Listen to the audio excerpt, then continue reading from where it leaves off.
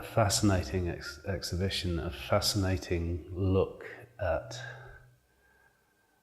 found objects, about stories, about narratives, about fictions, about the difference between reality and who knows what, the other world. I was a librarian by training, so if I see anything I have to read it. Should it be a caption, no matter what it is, I look for the words first. When I saw the words compressed, compressed, compressed, compressed, that had the most impact on me probably, to see how you can distill words down into an idea that stays in your head.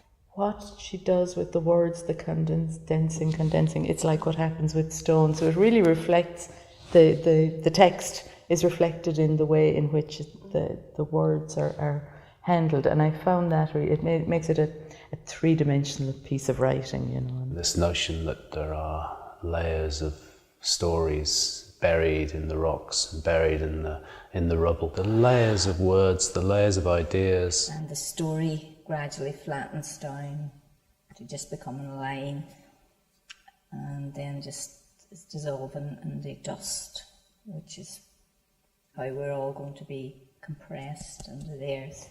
A significant figure referred to in the text is the gravedigger, and of course a gravedigger digs down through layers to create the void into which all of us must eventually disappear. The little gravedigger I just love. There's that sense of humour there as well. There's a little bit of playfulness. You're dealing with big issues and big ideas, but that sort of playfulness is really lovely.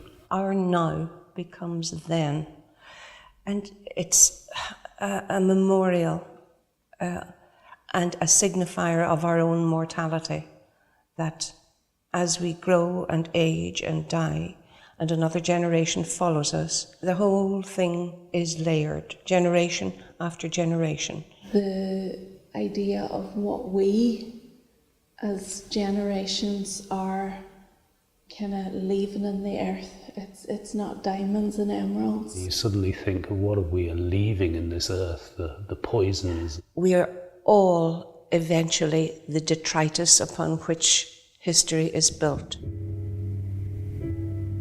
From here, the writing on the wall in gallery 2 is quite childlike in comparison to the writing in the main gallery, and it's a story of reality flickers. A significant portion of text which shows that she is hiding a secret, and she is stamping on the truth of the terrible thing she's done, flattening it and pushing it through small apertures, narrowing it down. She's creating layers of denial. she proceeded with the uneasy sense. It's very different for me. As a storyteller, my stories follow usually a very straightforward narrative. So it was the words I was hearing, the words were transforming into images, but not necessarily a continuous narrative. Very dark humour and sense of playfulness, but in actual fact, when you listen to the resolution of the tale, it's just, oh wow, that's quite disturbing and disturbed.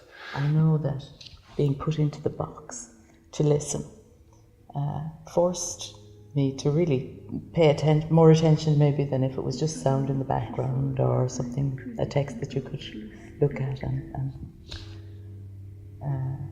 lay aside. But if it was a text I was reading, I probably would have laid it aside at a certain point. The thing I'm very aware is that when you're coming to an art, you're bringing your own world with you. There's elements of it that I just can't, because I just couldn't do it, you know. A wooden floor from a crystal pattern. Layer of words, and you were kind of catching them on a different level. So I like the way that was recognised, that there's a whole spectrum of human awareness, and it kind of engaged different pieces. I found that really disturbing.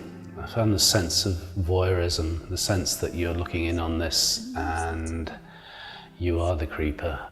The scene that you're not quite sure what it is, that there's possibly a murder, there's possibly the clean-up after the scene of the crime. You can only see a bit of the room at a time. You must constantly keep turning your head and squinting. You also get the feeling that there's somebody looking over your shoulder as well, and that you're not alone in that space. You're almost expecting somebody to walk through the door, but you don't know who, and you don't know what will happen. This idea of how can I make something that's written down come to life?